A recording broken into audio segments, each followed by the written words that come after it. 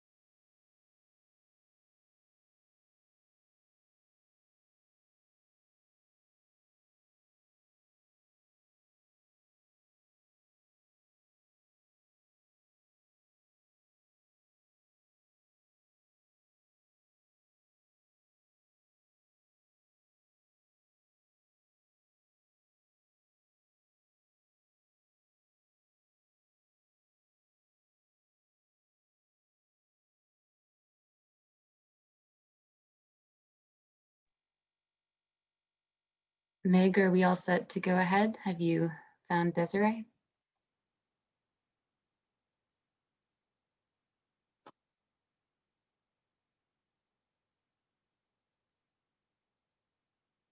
Okay, great.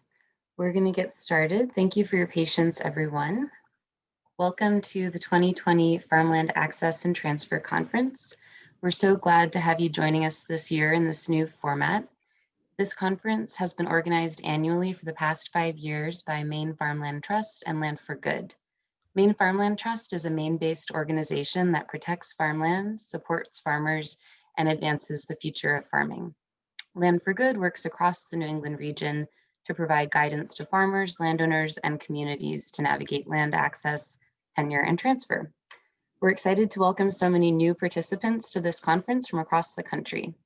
My name is Sarah Simon, and I work for the Maine Farmland Trust as the Farm Viability and Farmland Access Program Director. I'm speaking to you from Portland, Maine, on the homeland of the Wabanaki people. We invite you to share your name and location in the chat box if you're able to do so. And if you'd like to acknowledge the native lands on which you reside, we also welcome you to share that.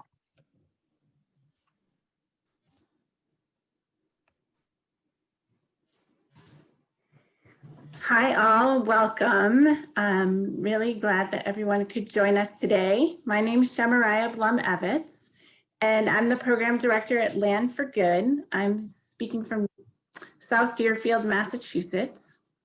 And we want to take a moment today to recognize the sponsors. Meg, if you can move us ahead when you get a chance. And all of these wonderful sponsors that are making this year's conference possible.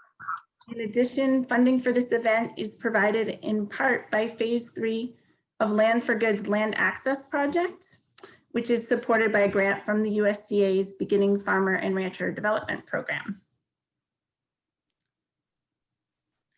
We're going to give you a few notes on the technology. I know we're all very familiar with Zoom. This is in the webinar mode, which means that only the speakers are visible and audible.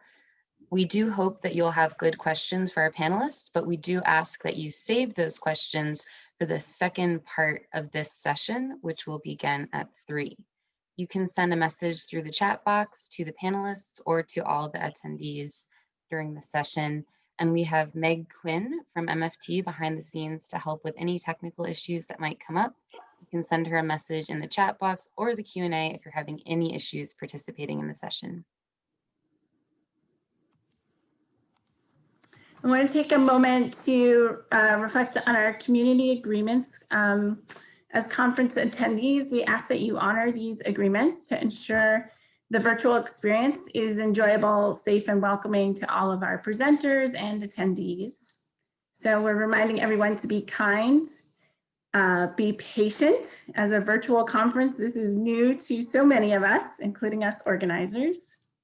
And be accountable. We're here to learn and connect, build community. This virtual event is not about support a platform to endorse any particular model or technique or process. As we begin our session today, we want to acknowledge the history of European colonization and private property laws that have shaped the use and access to land in the United States. We want to recognize that now 98% of privately owned farmland in the Northeast is owned by white people, and that this is not an accident. It is a direct result of colonial history and of purposeful policies and practices that continue to perpetuate systemic racism to this day. Our dominant food and farming system and the institutions that govern them are steeped in histories of racism, exploitation, and oppression, and remain highly inequitable. At Land for Good and Maine Farmland Trust, we are taking steps with our staff, board, and those we serve to listen more, bring in additional voices, and be an ally for Black, Indigenous, and persons of color. Over this past summer, both organizations formed equity and inclusion working groups to examine our organizational cultures and expand our thinking. This year's conference has also been shaped and changed by feedback and conversation with the planning committee, and we're grateful for their encouragement to change things up. At the conference this week, we're going to spend the live sessions hearing stories and having discussions with a more diverse group of speakers. If you're looking to understand the tools and options to access and transfer land, you can find that information in the pre-recorded content on our website. You'll also find a new farmland access, transfer, and justice glossary that we've created to learn new terms and understand different interpretations of what may seem like familiar words. We think it is important that this conference offers time to hear from Indigenous peoples and other persons of color discussing their experiences with land access. We're grateful to this year's planning committee for encouraging our organizations and all of us attending to continue these conversations. Thanks, Sarah. We are honored to have Alivia Moore, Suzanne Greenlaw, Kristen Wyman, and Desiree Vargas as presenters here today, and I hope I got everybody's name correct. They'll be presenting their perspectives on the current reality of continued colonization, the lack of land access for Indigenous communities, areas of hope, and ways that non-Indigenous landowners, farmers, and community members can engage in those solutions. I'm excited to learn with all of you today and grateful that these amazing presenters have agreed to share their wisdom with us in this space. It's the first, Sarah mentioned, just to reiterate, we're going to hear a presentation in this first session and then join us back at 3 for more questions and discussion. So I'm going to turn it over to Alivia. Alivia Moore of the Penobscot Nation is a two-spirit community organizer committed to restoring balanced relationship with the earth. As co-founder of Eastern Woodlands Rematriation, they support the revitalization of Indigenous food and healing systems, including the development of a Wabanaki community herbal apothecary. She organizes with Wabanaki Two-Spirit Alliance and serves as board co-chair for Maine Wabanaki Reach. Alivia is dedicated to child welfare system reform and fosters Native children. Thanks so much, Alivia. All right, thank you. So I am really happy to be able to hold the space and to be able to have organized this panel on land justice on behalf of Eastern Woodlands Rematriation. We're really happy to have this space that's going to offer a multifaceted perspective on land justice from these 3 incredible Indigenous women and leaders. I think it's really important that when we're having these conversations about land justice and even Indigenous perspectives of land justice, that we're acknowledging the complexity and the multitude of experiences and perspectives with land injustice and land justice. So I'm really honored to have Suzanne, Kristen, and Desiree to share.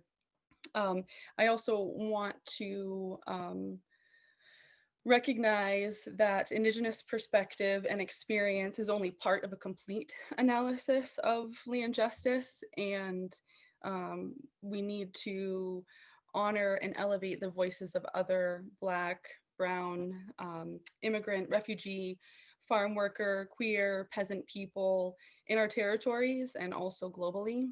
So acknowledging this as a very limited scope of conversation around land justice, though I thought it was important that we elevate the complexity of Indigenous experience with land justice. So I would like to introduce Desiree Vargas, one of the co-founders of Racial Equity and Justice organization. Desiree is a member of the Iagua Tayano tribe and a delegate of the United Nations Council of Indigenous People. Desiree is a tribal councilwoman, racial justice advocate, social and environmental justice advocate, cultural ambassador, NGO ambassador, anthropology scholar, and healer, among many other incredible things. So thank you, Desiree. Also have Suzanne Greenlaw, who is a citizen of the Holton Band of Maliseet Indians and a PhD candidate at the University of Maine School of Forest Resources. She is an ethnobotanist focused on mobilizing Indigenous knowledge and cultural practices to address Indigenous cultural resource issues such as reduced access, invasive species planning, and the loss of traditional food sources. Suzanne currently co-leads a project that facilitates the development of plant gathering agreements between the Wabanaki Nations and Acadia National Park. This interdisciplinary work focuses on Wabanaki stewardship, approaches, and cultural protocol to assert Indigenous sovereignty within cultural resource management. So honored you're here. And Kristen Wyman is a member of the Nipmuc tribe in so-called Massachusetts and a longtime advocate for the self-determination of BIPOC communities.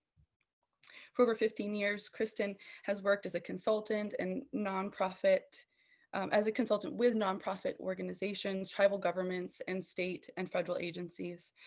She's initiated several women and youth-led programs in issue areas of gender-based violence, substance abuse prevention, youth development, food sovereignty, and transformative leadership in nonprofit development. Kristen's fight for the right to land, food, medicine, and human dignity is completely tied to her identity and responsibility as a Nipmuc woman, mother, and daughter. She is co-founder of Eastern Woodlands Rematriation, a network of Indigenous women, two spirits, restoring the foundation of sustainable food systems. So incredible voices and perspectives. I really, so this panel is not going to be providing a convenient how to achieve land justice. This is an invitation to step into the necessary, messy, and urgent process of building relationships and doing this work together. We hope that you can listen with openness, and much of what will be shared can be challenging, can be heartbreaking to hear. We really want to reveal as much of the truth about the work of land justice as possible so that we may develop real solutions, true solutions. And there really is much work to be done within the food systems world and the agricultural world. The invisibilization, normalization of genocide of Indigenous people and continued genocide is very heavy and real. Even in even in the preparation and planning for this particular conference. So this conference with an expressed commitment to undertaking the work of land justice. As I surveyed the the agenda for the several days and reading the name of a farm on the agenda being Indian Head Farm. So one of the presenters, Indian Head Farm. And I just ask people to sort of pause and to think about what else a name of a farm, Indian Head Farm, what else that could mean. Besides it being this really normalized depiction and continuation of genocide and colonization. So talking about something that's really pervasive, incredibly normalized, and I hope that you can hold openness as we explore this. I also want to encourage questioning around some of the themes of this conference around land access and land transfer, and how can we challenge these processes of land succession and land use agreements, so that rather than these being processes and continued tools of perpetuating occupation of Indigenous land and the sequestration of Indigenous ability to access land and our full being, how can these processes be transformed or not, if that's not possible, but through the lens of land justice. So I want to kind of frame that and hope that for other sessions that you're in through out this conference, that you'll be thinking, am I seeing colonization? Am I seeing decolonization? Where's land justice fit within the framework of the conversation? I want to just make a note for panelists. We might need to shift the order a little bit, because I want to really prioritize respecting Kristen's commitment. So we might need to shift at some point. I'm just gonna, and I will signal if I feel like that needs to happen. So thank you for rolling with all of that. So the first question that each panelist is going to be fielded 2 questions separately. The first question that they're all responding to is sharing from their perspective and their reality the current experience of colonization and lack of land access, and so the ways that they experience struggle as Indigenous people, either within our traditional territories or as Indigenous people who are in diaspora. And so the first panelist that will respond to that is going to be Suzanne. Great, thank you so much. Yeah, and thank you, Olivia, for inviting me to be part of this panel with Kristen and Desiree. I'm really excited to talk to the Farmland Trust people. First, actually, I want to talk about is the sort of the perspective of Indigenous knowledge around agriculture and forestry. You know, from our dominant sort of Western perspective, or the dominant Western perspective, those things are very separate, right? Like we get educated about them very separately. In agriculture or forestry, if you're a farmer, you're not a forester, right? And so that's how our knowledge system is created for all around us, even for Native people, because we all go to school in a certain way, right? We all learn 2 different kind of knowledge systems, I guess.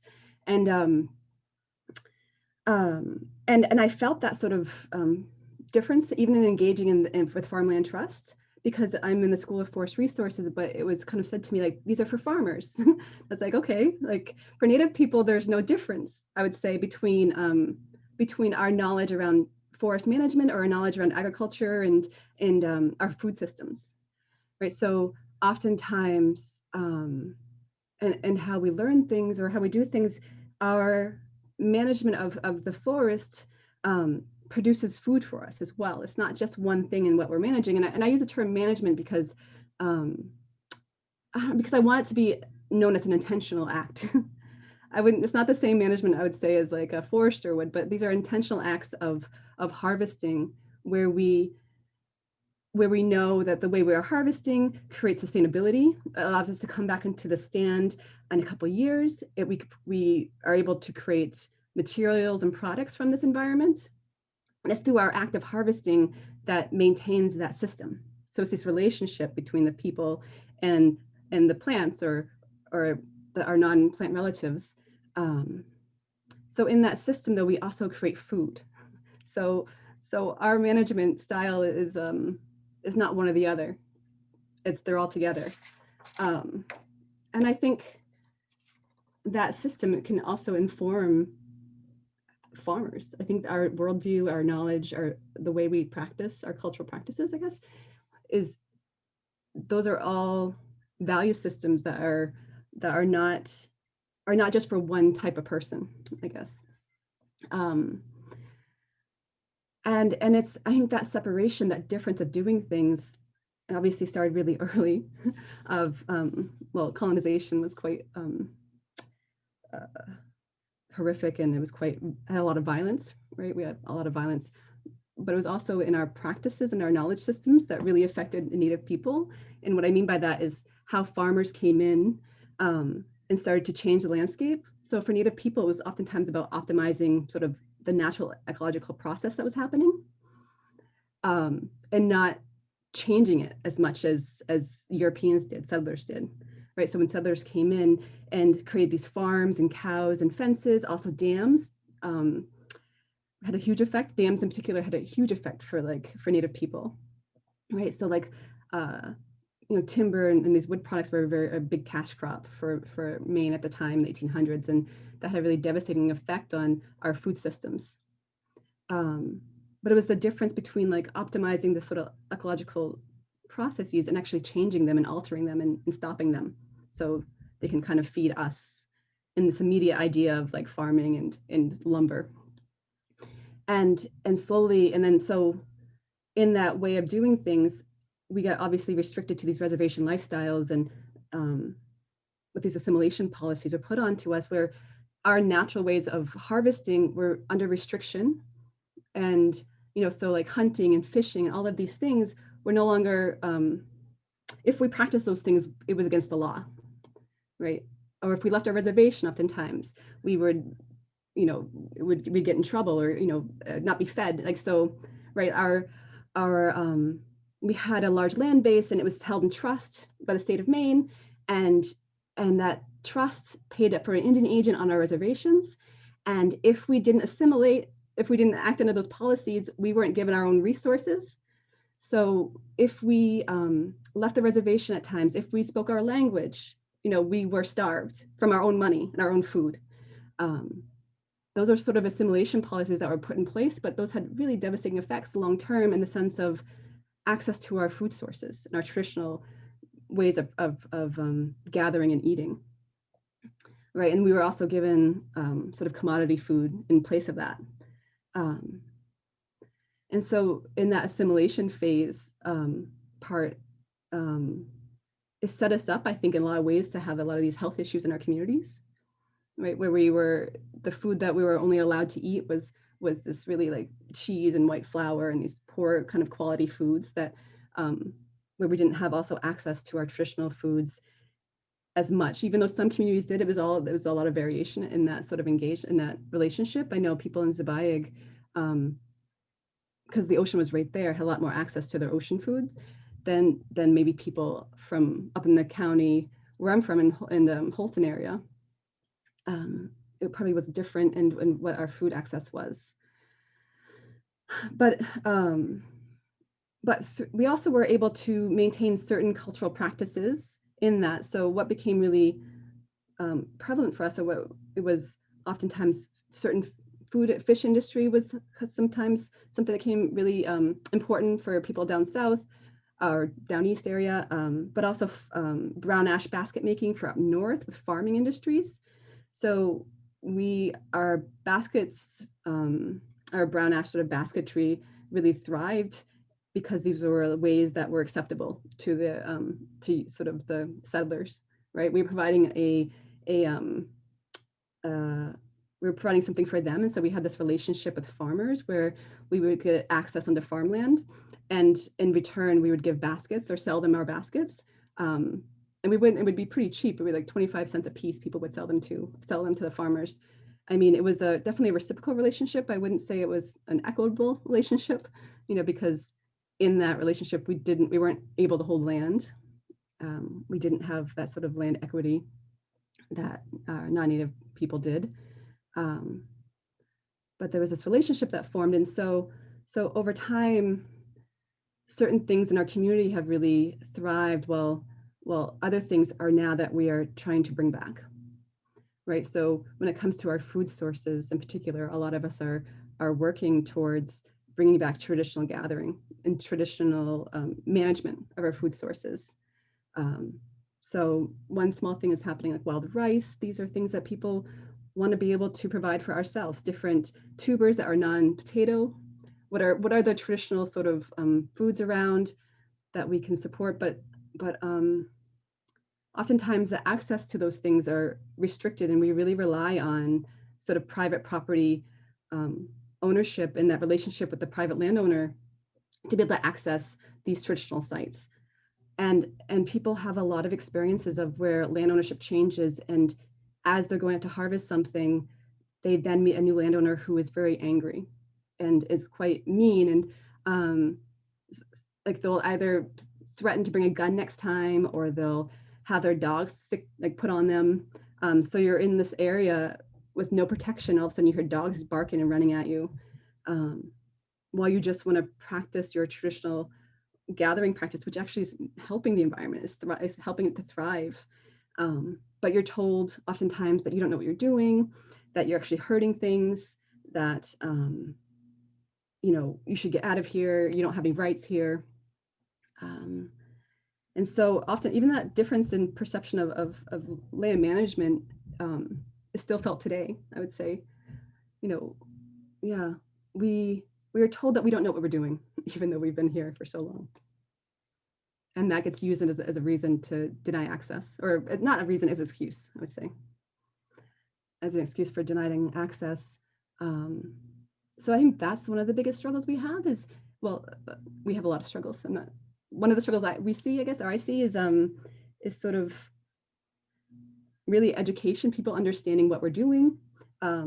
There's also very little tools for people to actually help us in maintaining access, I think, other than just like a handshake, right? They're like, yes, you can harvest here, but that can change really easy on a dime, and it's hard to trust that relationship. We have no legal tools to ensure our access. And I think that's a struggle. That's sort of the inequalities that exist in law for Native people. But okay, I'm gonna try to, that will be it to round it out there.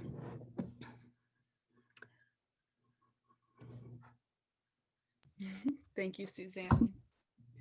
So Desiree, you'll have until about 1:42 to also respond to the same question from your perspective. Awesome. Thank you for allowing me to share this space.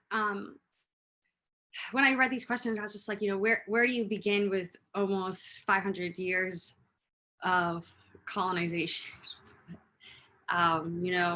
For me, I want to touch on, as a Taino woman, my ancestral homelands is Boriquen, also known as Puerto Rico. Taino ancestral territory expands outside of Boriquen. A lot of us, have migrated over here to the mainland of so-called United States. But a lot of us are still on our ancestral homelands, and our culture is directly tied to the land.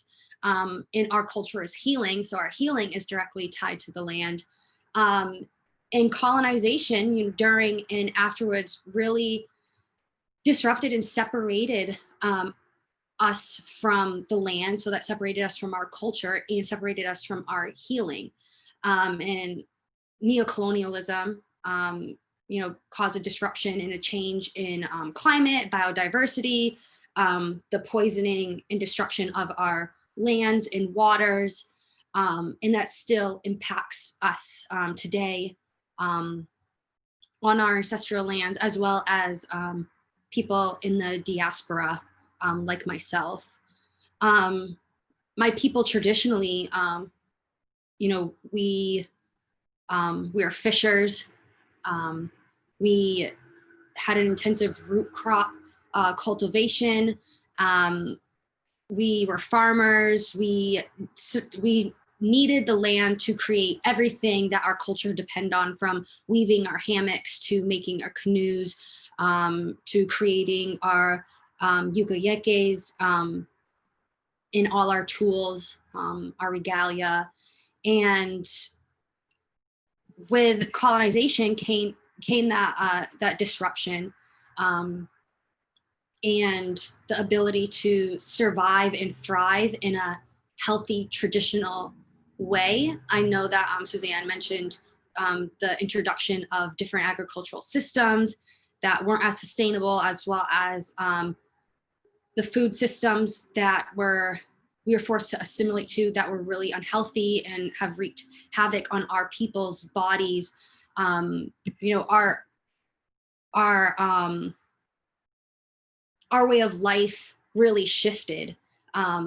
For my ancestors in Puerto Rico, you know, my family and a lot of other families had to migrate because of the economic changes that that went hand in hand with our agricultural systems over on the islands. It went from Taino food systems to plantation type food systems, like the integration of African slavery. And then it went from, after United States occupation and United States occupation and imperialism, was introductions of different Operation Bootstrap, for an example. That was something that really shifted employment from agricultural to manufacturing and exporting goods. And then pretty much our whole entire food systems went from, we had to have foods come to our island because the sugar, coffee, what was it? Sugar, coffee, and tobacco. Those things, those dwindled. And then we had to get all our food sources from outside. So now we're not as sustainable or sovereign. And it's really hurt my people, and especially people in the diaspora. Now people like myself who live in the diaspora, not only do we have to go through descendants of white settlers or white settlers now in order to connect with the land or to do cultural activities, we also have to go through, and rightly so, people who their ancestral land is here too. And that goes for immigrant community, Black community, a lot of us who understand, we are settlers, even though we are also Indigenous or descendants from Indigenous, and depend on traditional ecological knowledge. We depend on our culture and land healing, but we want to do, a lot of us understand that we want to do the right thing and be able to consult and have cultural agreements with Indigenous people who have, this is their territory. A lot of us are still, the reality for myself and my people is that our tribes are not federally recognized. So we really have to jump through hoops, even back in the islands, to be able to have, be in our ancestral territories and to help feed our people and to help keep that culture alive and teach future generations. For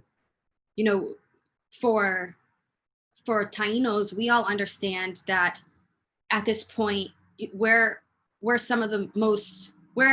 my people have been a group of people that have been colonized the longest. Boracay is still considered a colony.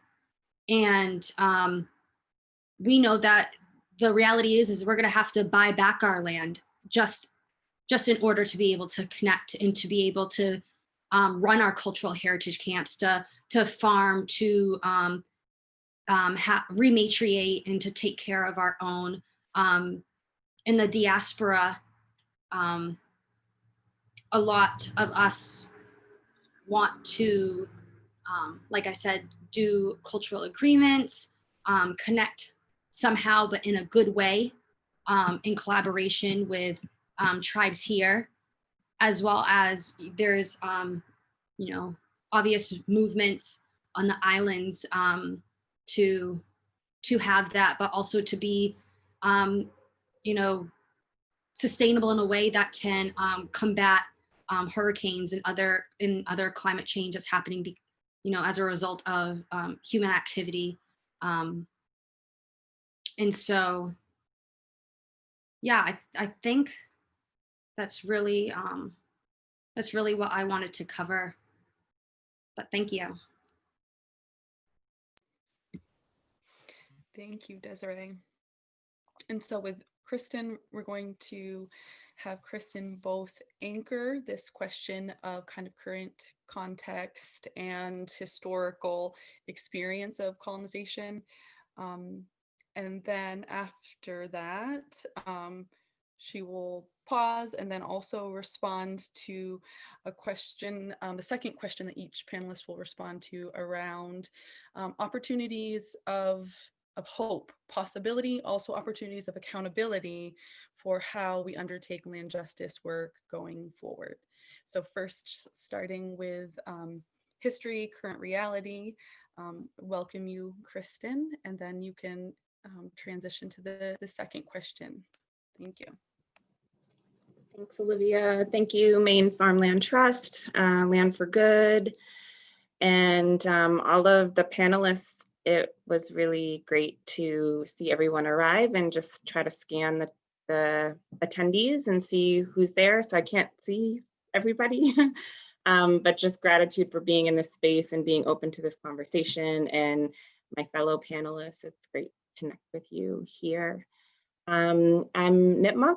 I'm actually calling in from Massachusetts territory, which is right outside of Boston. I live on a lovely peninsula known as Nantasket. And Nipmuc, our traditional territories are central Massachusetts, extending down into parts of northern Connecticut and northern Rhode Island. My family comes from Natick. That is one of the praying towns that held its traditional name. And I am a survivor of the missionary work of John Eliot, and a survivor of many things I'll get into in a moment. And also just want to mention too, Nipmuc means freshwater people. And so for context, to be named after the waterways that we're born into, I can't emphasize enough that we are it and it is us. There's no separation from my spirit, my body, to my ancestry and to the lands that we belong to. And just want to note what's interesting about the conversation so far. The question was like, what is the current context and reality? And we all went back to where we came from. And so, just want to emphasize for everybody listening in, I feel like this is the most misunderstood, heart-wrenching, painful reality we live on a daily basis as erased, racialized Indigenous people in the Northeast, really where, the birth of the American project took place, is that there's this painstaking reality that it's going to be hard for anyone to really understand context of what we're struggling for. And we know it because it's been our lived reality and conditioning, even when we have been assimilated and colonized. And if we think about what we have survived and the fact that we are struggling here, you'll see why I really enter this work as a Nipmuc granddaughter, a mother, a sister, an auntie, a woman, because this is our reality. It's not our chosen work, and hopefully in our paths of this colonized world, we've figured out what our gifts are and what the work that we're intended to do. Yes, I went to grad school for environmental conservation. Yes, I have a full-time position with a nonprofit. I have titles, I have a bio, but really at the end of the day, I'm not anyone but a Nipmuc woman that's struggling to maintain the trajectory of my ancestors before the intervention of colonization. So it's pretty miraculous that we hold this knowledge so dear. And the struggle is that we're doing it in a world that doesn't necessarily have that lived reality or experience, and of course is curious and wants to wants to help change that course and trajectory, but there's a lot of relationship and conversation and dialogue that needs to happen. And it is extremely challenging for us to maintain that relationship building and do this work while we also have the demands of the colonized world, which is all, I've been just thinking the other day, like, this is all made up. Like, this is all made up, you know? And if we think, and I say this often, especially to my kin that are here migrating, my kin that are survivors of diaspora, that and even, you know, even our settler kin that want justice, that want to change. The United States is just an infant, barely an infant in comparison to our ancestral lifeways and how it all began. And to think that for thousands of years, you know, we're still surviving.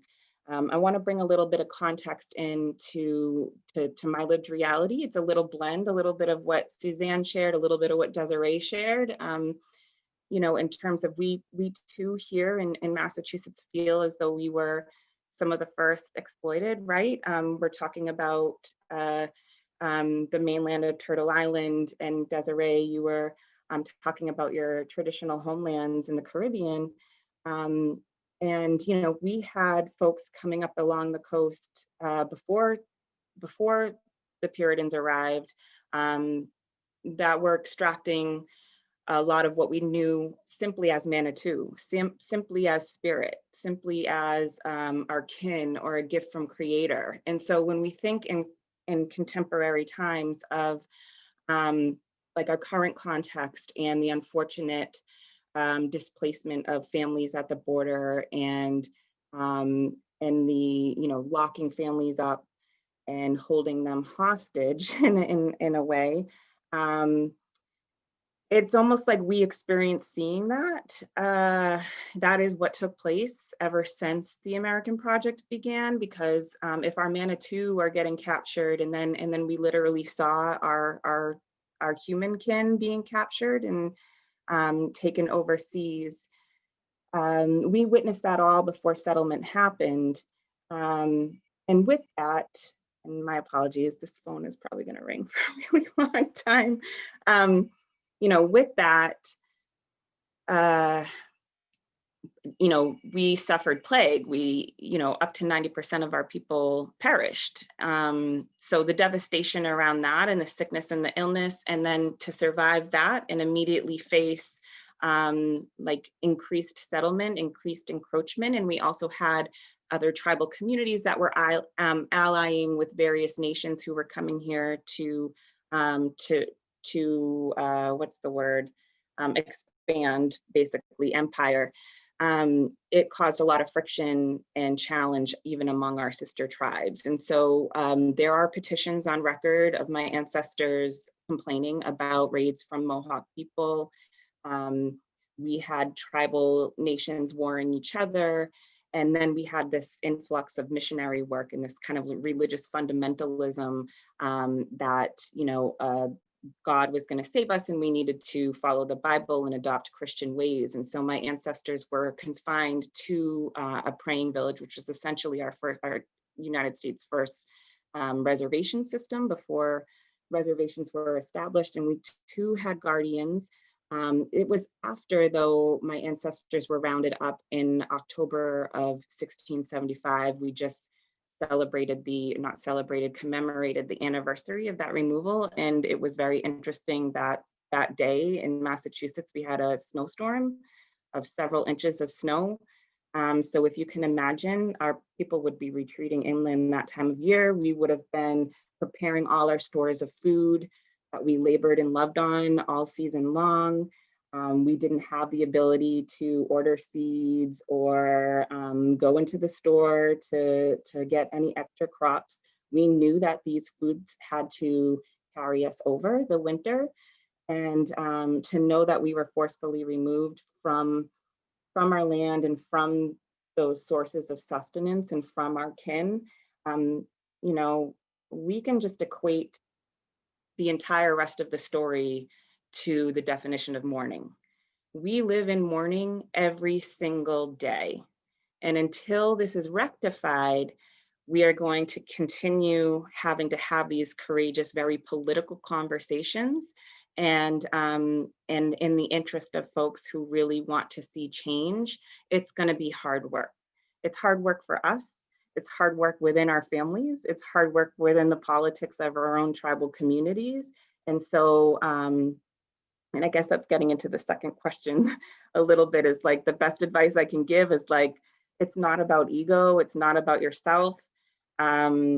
Really, when we think back to how Turtle Island was formed and how we are here as human beings, it's about a responsibility to a network of kin. That's human and non-human. That's our waterways. You know, we see in other parts of the world that the riverways have rights. And so what we're talking about is a human rights issue. And the United States has yet to acknowledge it as such. And when we're talking about the federal recognition, the guardians and the trustees and the Indian agents, forced assimilation, the boarding schools, the removals, the child welfare issues of adopting Indian children into white families. We're seeing that in all parts of the globe.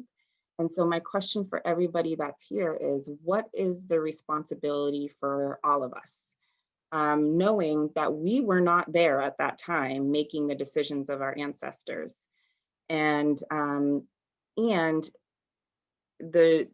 Indigenous folks that you're connecting with in present day very much have that continued mourning and historical trauma that accompanies it. And unfortunately, for many of our kin, we have a very difficult time processing that, understanding that. And it's to no fault of anyone, because frankly, it's very difficult. And yes, we could just appease ourselves with things that are going to make us feel good and ignore the truth and the reality of what we carry as human beings. But we've got, you know, our ancestors, all of our ancestors laid out the difficult paths ahead to do this work. And yeah, the only other thing I would just say, because I feel like Desiree and Suzanne explained a lot of our current reality, especially around access. That's the same here. We don't have reservations anymore. After we were forcefully removed on Deer Island, we returned to burned villages. Many of our kin exiled or migrated into neighboring communities. They were fleeing. Men were sold into slavery or expected to be in war. We had also at the same time the diaspora of African enslaved folks. And so, and on top of that, my particular area, our ancestors were fleeing the Irish famine. So there's also stories of diaspora there. We're mixed race, and that has always been used against us because we don't fit the Indian model or what an Indian might look like.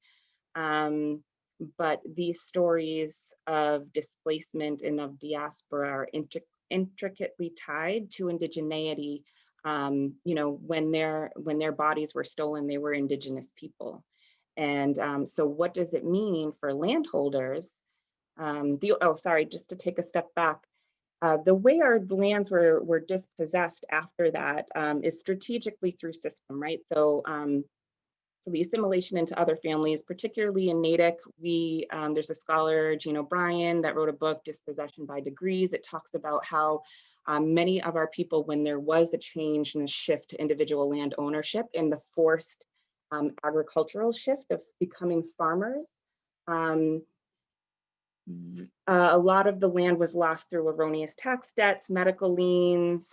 You can look in the primary documents and records, and you'll just see name after name after name of families who owed money for some health care, some of them were in indentured servitude, so their children were being accused of criminal behavior, and they'd have to sell off acres of land to free them from jail.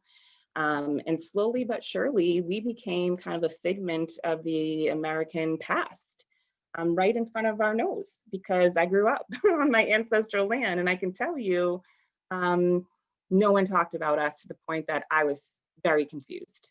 And I didn't know who I was, because we were conditioned not to talk about it and not to name it and to just seek safety and other reality.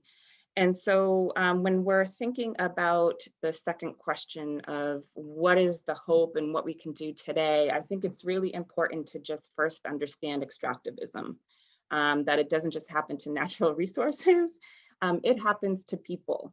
And so I just gave you many examples of how we, the United States, continues to extract people from the landscape, from their kinship systems.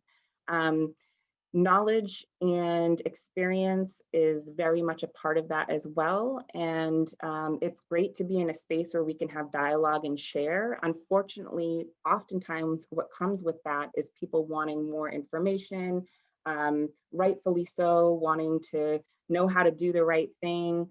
But, you know, and I don't know how to put it lightly, like it's just very difficult to navigate the fragility around that. So, you know, my biggest piece of advice is that settler folk like need to find the space to do the work of dismantling the harm of settler folk. And we can't expect to pull along a traumatized people in that process.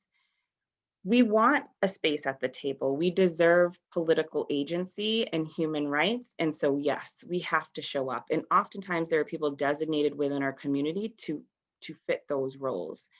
But I just ask that we are careful and do this out of generosity and care of each other, and try to have some patience, because as you heard most of us talking and going all the way back to the beginning, when we're talking about today, we see time very differently. And so we know, because actually many of our traditional stories talk about the work of our ancestors, knowing they would not see the fruits of their labor until generations later. And so we know what we're doing today, we're not always going to see tangible results. So I'm asking of all of you that same patience, that this is life work. And then asking too that this is more of a humbled approach. How can you be an accomplice? And so some of the specific ways are like, okay, so here's the small example, and then I think my time is up. It was my birthday last weekend. I'm also, you know, I spent a lot of time on my birthday preparing medicine bundles for a sister tribe, a young person who's missing. I needed a place to walk, to just pray, to just, you know, what can you do? What can you do when law enforcement can't respond fast enough? When the territory is so vast, we don't know where she could be. Law enforcement unfortunately murdered her abductor when they found him. So what are we left with? We're left with our prayers. Like, we're left with our fires burning. We're left with our connection and our songs and our language and our prayers and our asks for mercy. And I had to, it was almost sundown, and I had to negotiate with the person of the trustees of reservation to allow me access without having to pay. I just wanted to go be in the Woodlands because it's so developed around here. I just, even though that's where I was, it's a landscaped space, but there's actually a lot of trees that don't exist on my peninsula anymore. And so it was the closest place. And I just, you know, the heartbreak of going through the space and seeing huge mansions with, granted it was with Black Lives Matter signs, but I'm thinking, like, are you really an agent for their liberation? So let's think about a traditional ideology for our people, which was like, we don't use more than we need. We make sure our people are cared for before ourselves, because we understand reciprocity. We understand that we're going to be taken of when we participate in this network and kinship of relations in a generous way. And so, you know, that struggle going through all these privatized homes and huge spaces, and my children awing over what it could be like living there, and then having to face, you know, a person saying, oh, I guess I'll let you go, the sigh of, okay, I guess I'll let you go, take a walk, you know, not knowing that I was praying for one of ours to return home. I hope that's a good example of of the work that needs to happen and the power that anyone listening in on this panel has as a landholder. And it should not be about your own power or desires. It should be about reciprocal relationships to the people who cared for the land that you're on. Thank you.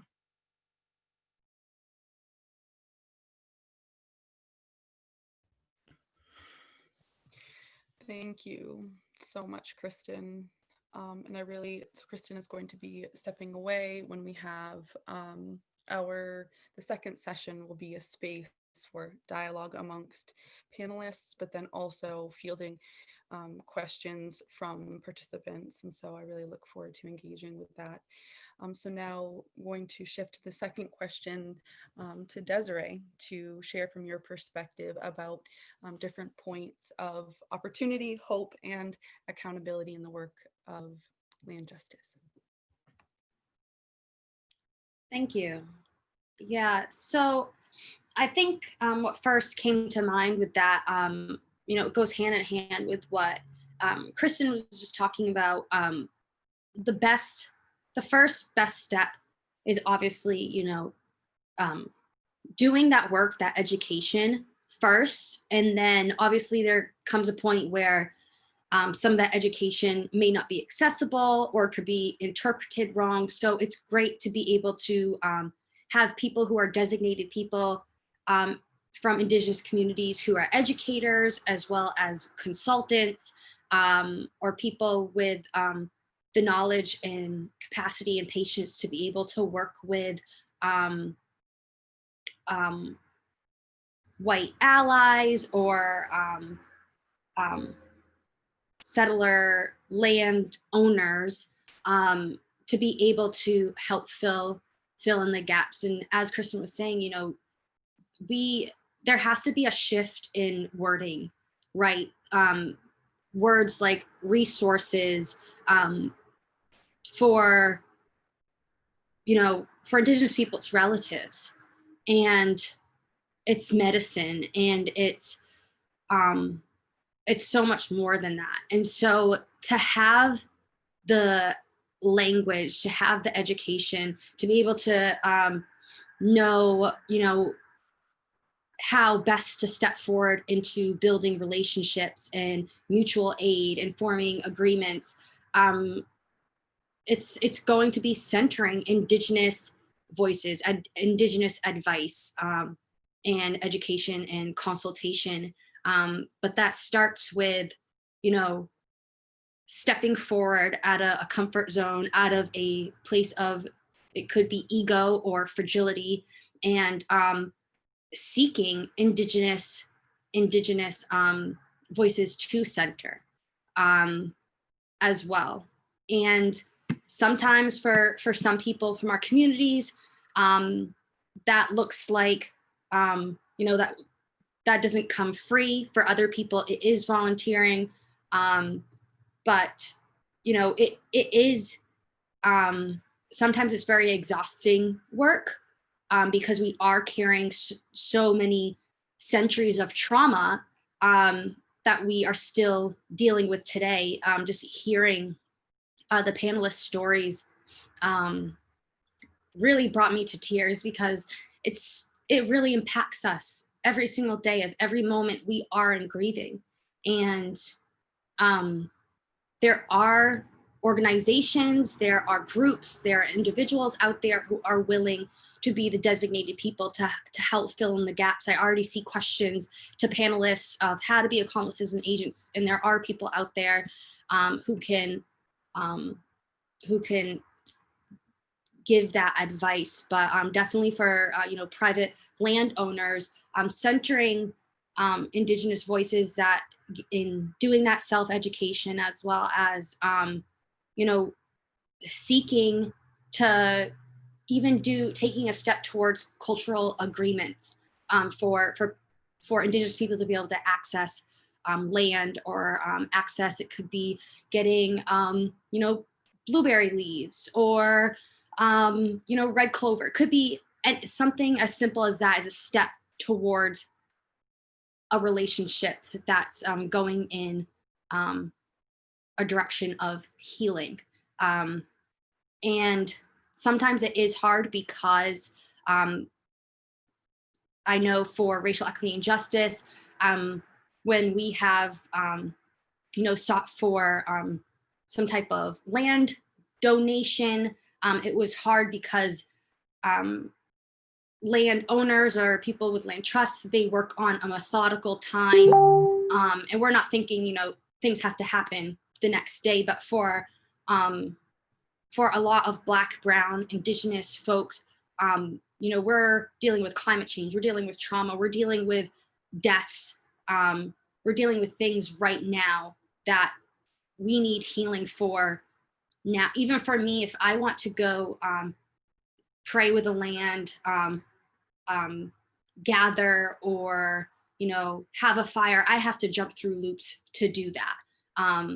Some of us are urban natives, and some of us are just we don't have that access. So being able to share and have that relationship is really important. And I know that takes time too. Yeah, I think that's a little bit. I hope I covered everything. Did I miss anything? Part of the question? No, I mean, if you're feeling like you have shared what needs to be shared, then that's wonderful. Now I'll pass it on to Suzanne. Awesome. Great. Yeah, I feel like what Kristen and Desiree shared was really, really wonderful, and I kind of echo the same thing as about like education. Seems like the major first step of understanding how to be different or act different, or and even we get even though everybody's good intention, we often get asked, how do I do that, right? And these people, we get asked the question even here, how can I do that? And to understand that, to put the onus on us as Native people to then tell you how to decolonize is we don't know for you how to decolonize. that's the work that you carry. That's not the work we carry. Our work is to step into those new spaces, I think, and to be able to we oftentimes, it's not a free step. It's like we definitely have to push into those spaces a lot, but I think the work to educate yourself is your own journey, and because oftentimes people carry a lot of those, because that's also very internal work, like what Kristen was saying, right? That's emotional internal work, and people carry a lot of their ego and their trappings inside, and so that frame or that time to educate and to learn about maybe a lot of the actions you were doing was actually harmful actions that you didn't know. Everybody's different, but that takes a lot of emotional work to not be defensive, not be angry, not deny that experience is being told to you. And when you do that to Native people, that's re-traumatizing them. Or you're saying, teach me something, and then people are trying to be open, and then you're denying their stories to them sometimes. But there's so many different experiences like that happen. So I think it's really important to know that what is the work that you carry as non-Native people, to, if you want to learn more. And I guess my suggestion in that work is to find organizations that are set up this way, that have a Native-centered Native voice, kind of what Desiree was saying. I think there's a time now that there's a lot more of us Native people that are telling our own stories, right? We're getting to write our own story for the first time. When you actually look at a lot of our history and a lot of the maybe organizations, those are written by non-Native people about us. Those are not educational resources. Well, they can be, but read them with understanding that is a non-Native person interpreting Native people. We're not writing our own story there. And so I think it's really important to look at the resources, see who actually writes them, kind of peel back that layer of the infrastructure of our society to see, like, because the society is perpetuating a settler colonial structure that perpetuates a certain group of people to thrive while like disenfranchises so many other people. that's the system that we live in, and we all perpetuate in some way, right? Like either, and even like when you think about how we buy our groceries, I mean, as we as Native people do it sometimes, when we go to the grocery store, actually, do we know who's being paid for that work? Right? I'm sure as farmers, you hear that work too, that stuff too. Like, how do you get paid, and what is those layers of that obscure the truth to your actions? So there's a lot of that type of work that has to happen. Some ideas I have is, figure out how to support our sort of our movement towards sovereignty. One thing that happened in the state of Maine was there's a Maine Indian Land Claims Task Force with 22 recommendations that happened recently, right? And you saw a lot of negativity come out afterwards. A lot of non-Native people were like, are they coming to steal our land? How do we know that they can't manage their own resources? There's just this crazy stuff that was just like, a lot of misconceptions. The people believe in all these misconceptions that really that get circulated that are based on these sort of racist ideologies that maybe you don't understand, but you just perpetuate the same story and believe it. But educate yourself on why these recommendations are being stated, why we want them to pass, and support those, I think, legislations in that way is important for us. Like I said earlier, there's no legal, there's nothing that supports our access. We rely on sort of the handshake deal to maintain access, and that is not a safe way of being. And so oftentimes what happens is Native people, when they harvest, they hide themselves. We hide ourselves so we don't get caught, right? We hide ourselves, even though we may have access, we worry every time that access could be denied for no reason. Like, we don't know why. So oftentimes people are quiet, they hide themselves, they may not teach other people, they don't bring people with them because they're worried about other, like, being denied access to that area. They don't bring their family with them for that reason. But push for those type of things that we are working for as a nations. So I understand how to support and vocalize that support, so we can help change those misconceptions that get circulated. Because when it comes back to us, it just seems real crazy. Like, this idea that we want to set up a casino everywhere or something. That's a real crazy one. When we have this, history of natural resource management that rivals the way Western education does things today, right? We are able to harvest and manage resources that are sustainable for generations and generations. We harvest in the same exact locations that our ancestors harvested in for generations, and that resource is still there, and we still get what we need. That is not something Western natural resource management styles can say, oftentimes. But we also, get denied our ability to manage our own resources by the state because we maybe don't follow the same permit system. These ideas of different management styles are not accepted, and if it's not proven in a certain way, it means it's not valued or valuable or like a valid form of management. So I just say, educate yourself, understand why those things are perpetuated, what's the truth beneath them. Support organizations that are Native run, Native led. I feel like we have a lot more organizations now, in my 40 years perspective. I don't know, maybe things had changed before, but we have a lot of organizations that are working towards bringing back our traditional food systems, are increasing access, supporting, medicinal knowledge and an apothecary, like what Liv is doing, and read about those organizations, learn from them, support them in the ways they need in the ways they're asking for support. Because we have to be careful. There's a lot of people that want to learn from us in a way that feels still extractive and appropriating. So we oftentimes have our guard up to that. So yeah, okay, I'll end that there. Wonderful. I've been taking notes, and I'm really eager for when we're going to come together in the second session.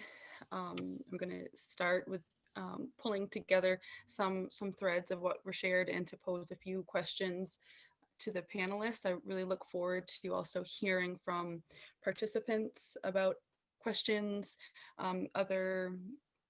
just other ways that folks, really want to go further with their own understanding. Again, thinking about like what can Indigenous people perhaps provide information on, right? Like recognizing that some of the work is very explicitly for white settler folks to do that work, but really looking forward to furthering the conversation.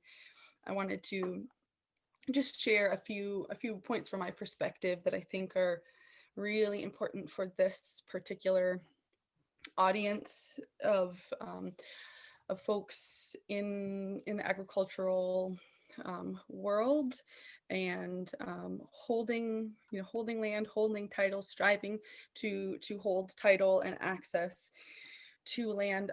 I want to be really clear in looking at where we are now is not an accident. And I think we really need to recognize that the history of, so we've been talking about, these like systemic practices, this really strategic dispossession of Indigenous people from their lands with all the variety of policies, law, practice, US military, massacres and invasion and enforcement of these policies. And I think it's important historically for the farming community to understand that the foot soldiers of the US Army were farmers. That those who were at the front line of clearing, occupying, taking land were farmers. That the food forests that the tribal communities of the Northeast nurtured, cared for, managed for millennia to be incredible food forests were clear-cut and became pastoral landscape and could become productive in ways that European farmers could understand and could manage. And the clear cutting of those lands also, it wasn't just this passive, oh, we clear cut it, so Native people pushed back. It was also, and I'm going to be sort of explicit here, and I'm sorry if people don't like, this is challenging for you, but this is just real, and like we live with the weight and reality of this all the time as Indigenous people. Our people were massacred, slaughtered, men, women, children, with no discretion. It was total warfare, a completely different form of warfare and violence that Europeans brought here. And again, the people who were in the front line doing that were farmers, massacring our people, burning our villages, bringing the scalps to get payment to purchase, to be able to rightfully own in this colonial framework of private ownership, the land that had been stolen from our ancestors. I want to be really clear, like, we are them. We are the survivors of this. This is not something abstract for us. This is something that we are sitting and living and feeling every moment. And so in the framework of a conference titled Maine Farmland Access and Transfer, brings up a lot for me personally. So I just want to be really clear when there's conversations talking about maintaining this kind of ideal of like maintaining farmland and that sort of being ideal state of the condition of our land. From an Indigenous perspective here, that feels incredibly problematic, and like rewriting history, and that history began with colonial occupation, but not naming what it is. So I just want to be really clear that the foot soldiers of the colonial project and of genocide in the United States were farmers and was the farming community, and that the movement of the US colonies westward, at the forefront of that were farmers moving forward, taking more land, clearing more land, occupying it, settling it, and massacring communities and cultures strategically, intentionally. So I just, and again, this is incredibly well documented. This is not like I'm not just making this up. So I think there's a whole lot more that could be said around that, but I think that needs to be really held, acknowledged, grappled with. And when farmers and people who are striving to become farmers in this colonial framework of agriculture, to understand that that is a part of a responsibility that you're a part of, and you're a part of like maintaining those systems of genocide and colonization continued of Indigenous people. And there's just no other way to say it except to say it. And that's a part of the invitation into this conversation that might not have clear solutions, but the only way that we can have any possibility of shared liberation, because liberation is only if it's something that we all can experience. Shared liberation is to look at things honestly and painfully. And then there's the possibility for something beautiful to slowly come from that. So I will pause there and hand it over to either Shema or Sarah to close this portion. Thank you so much, Olivia and Desiree and Kristen, who's not here, and Suzanne. Feels really grateful that you're able to come forward and share these personal sentiments and histories with all of us. I am definitely on a journey of learning more myself, and I really appreciate you being willing to share with the group this way. I want to thank all of the attendees who were able to join us and engage in hearing this information and processing it. And we clearly have a lot of work to do together. So I'm looking forward to that. And we are going to take a break in just a couple minutes after Sarah says a few closing things, and invite you all to be back at 3 o'clock to engage in more conversation and questions. And want to just put a plug in for the conference website. If you haven't been to it, you can check out the conference website for more resources, and there'll be a recording of this session. And also, you'll be getting a link to our evaluation form, and encourage you either today while it's fresh, or if you're joining us for more of the conference as the week goes on, to fill out the evaluation form. And look forward to seeing you throughout the week. Sarah. We are putting up some links now to encourage all of you to continue your learning after today and after this conference, and to consider donating to and supporting organizations that are led by Black, Indigenous, and farmers of color in your region. These are just a list of organizations and their websites represented at this conference. So it's not a complete list, but we hope you'll all take some time to take a look at this. And I also just want to thank all of you. I'm so glad that we can continue this discussion at 3 o'clock. I do want to remind everyone that there's a different link for the 3 o'clock session. So make sure you go and find that link and don't find yourself back here.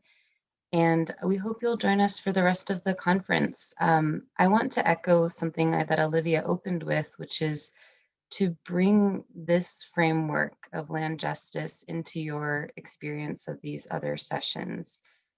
These are not two separate stories, they're interwoven. And I think the focus will feel very different. We are really teaching people tools to navigate a colonized landscape and to get the loan to enable you to start your farm. But it's all happening against this powerful historical backdrop that we need to consider. So please try and take that with you, and we hope we will see you at some of these future sessions. We have farm transfer stories tomorrow and 2 sessions this Wednesday. So thank you again. So excited to be back at 3 o'clock to continue this conversation.